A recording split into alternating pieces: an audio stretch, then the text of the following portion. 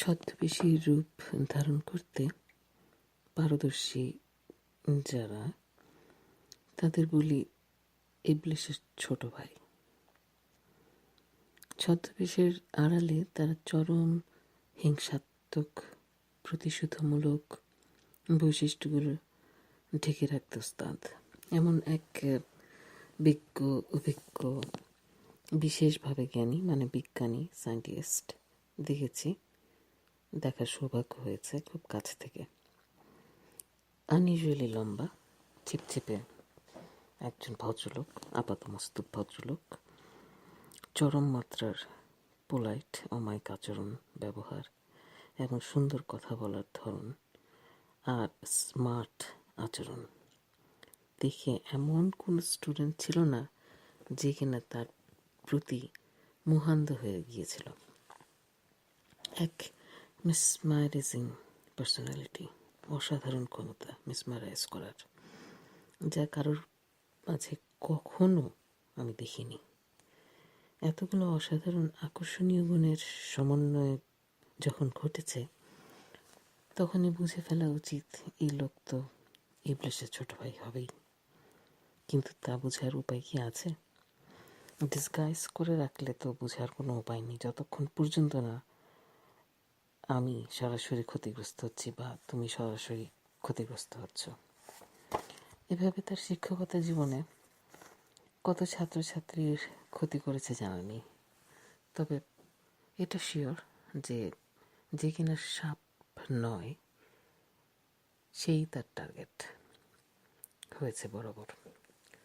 যখন কোনো lecture class পাইনি আন্ডারগ্রেডে, তখন তো ধারণা ছিল না যে কি অসাধারণ তার পড়ানোর ক্ষমতা, বোঝানোর ক্ষমতা। গ্রেড ক্লাসে মোট বিষয়গুলোর মধ্যে অর্ধেকটি বিষয় ছিল তার আন্ডারে।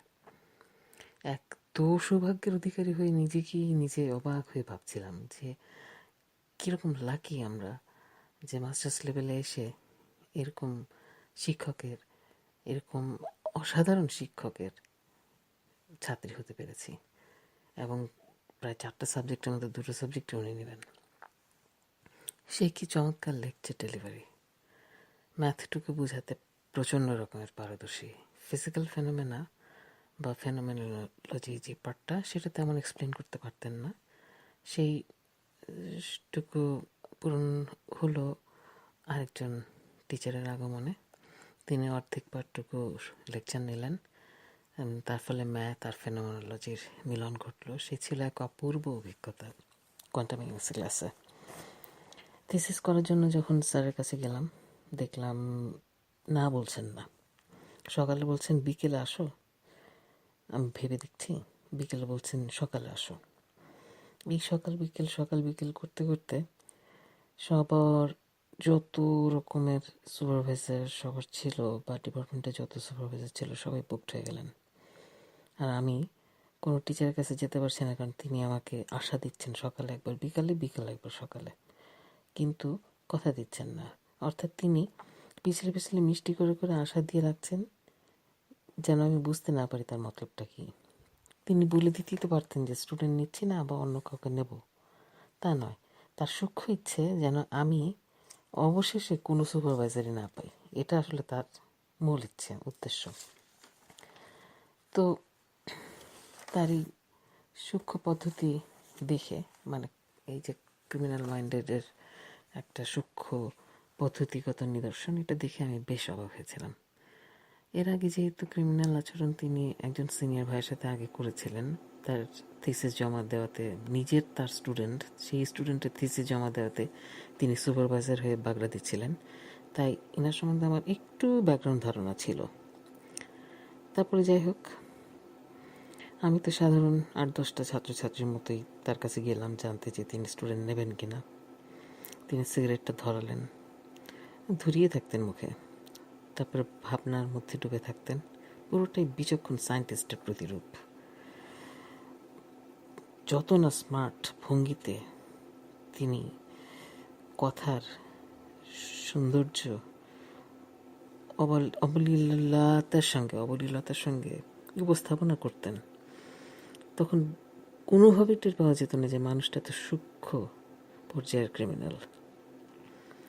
আজ বহু বছর পর একটি ছবিতে দেখলাম তার ক্যারিয়ার কলেজে বন্ধুদের সাথে খাবার খাচ্ছেন সকালে মিলে, হাতে কাঁটা চামচ ধরার ভঙ্গিটাও দুর্দান্ত। তার ব্যক্তিত্বের সাথে, তার স্মার্ট ব্যক্তিত্বের সাথে সাংঘাতিকভাবে মিলে যাচ্ছে। তার স্মার্টনেসের ছটা না থাকলে কি তিনি এত পপুলার টিচার হন ডিপার্টমেন্টে? কিন্তু খটকা লাগে আবার এই ভেবে যে কাঁটা চামচ ধরাটা শিখলেন কীভাবে, ব্যাকগ্রাউন্ড কী তার, টেবিল ম্যানার্স কীভাবে জানেন? উনি কিন্তু ম্যানার্স খুব ভালো জানেন, কথাবার্তা, আদব কায়দা, আচরণ, কথা প্রেজেন্টেশন, কথা কীভাবে শুরু করতে হবে, সাংঘাতিকভাবে এই ম্যানার্সগুলো জানেন। কিন্তু জানেন কীভাবে? তখন মনে পড়ল, উনি তো ক্যারিয়ার কলেজের ছাত্র ছিলেন, তাই আদব কায়দার রক্তটা ওখান থেকে খুব ভালো মতোই করে এসেছেন, এবং আদব কায়দাও সেই লেভেলের। আমরা তখন 24-25 বয়স আমাদের, তার বয়স আমাদের দ্বিগুণ। কিন্তু বাচ্চা তার সবে স্কুলে ভর্তি হবে, তা বাচ্চাটা খুব ছোট, বাবা মা দুজনেই আলাদা থাকেন, বাচ্চার বাবা মা, কিন্তু দুজনকে একসঙ্গে যেতে হবে স্কুলে। সেই কথা একদিন আলাপ করছিলেন বাচ্চা ভর্তির জন্য। মা বাচ্চা নিয়ে আলাদা থাকে, মতের পার্থক্যে আলাদা মানুষ থাকতেই পারে, কিন্তু সূক্ষ্ম ক্রাইম করার ঝোঁক যখন তাদের ওঠে, তখন দেখলাম যে সেই বাচ্চার মা বাবা, মানে স্যার এবং তার স্পাউস, বেশ ইউনাইটেড। শুধু ক্রাইম করার ইচ্ছা বা ক্রাইম করার যে প্রবণতা, সেই প্রবণতাই দুজনকে যেন ইউনাইটেড করে এনেছে। এবং কার বিরুদ্ধে? আমার বিরুদ্ধে। আমার 12টা বাজাবে এই বলে। একই বলে ইবলিশদের দুনিয়ার খেলা। বাজে কাজে এই ইবলিশরা সবসময় এক, ইউনাইটেড। আর ভালো মানুষ দুজনকেও কখনো একসাথে পাওয়া যায় না।